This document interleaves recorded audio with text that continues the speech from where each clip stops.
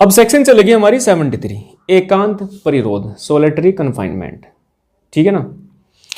एक तो ये बात याद रखना आप कि इंडियन पिनल कोड में ही आप सोलिटरी कन्फाइनमेंट की सजा दे सकते हैं, अन्य किसी एक्ट पर यह सेक्शन अप्लाई नहीं होगी। समझ गए ना।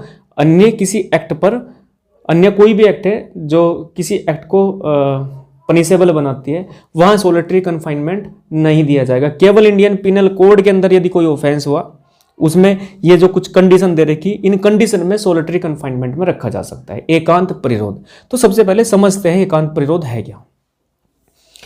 एकांत का मतलब अकेले में, परिरोध का मतलब चारों ओर से घेर करके अकेले में रख देना।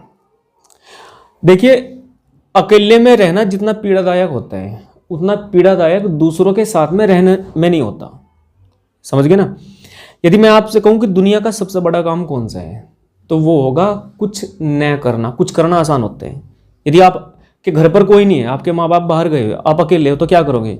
सबसे पहले किचन की ओर दौड़ोगे, या टीवी चलाओगे, या फोन चलाओगे, और जब सब चीज़ें बोर आ जाओगे तो बैठ जाओगे एक जगह, हाथ पैर हिलाने शुरू कर दोगे, घूमना शुरू कर दोगे। लेकिन मैं कह रहा बिल्कुल अकेले अगर आपको 6x6 के रूम में बंद कर दिया जाए, तो आपके लिए इतना मुश्किल भरा काम होगा, बहुत ज़्यादा, और उसमें अपराधी के सुधरने के चांस होते हैं।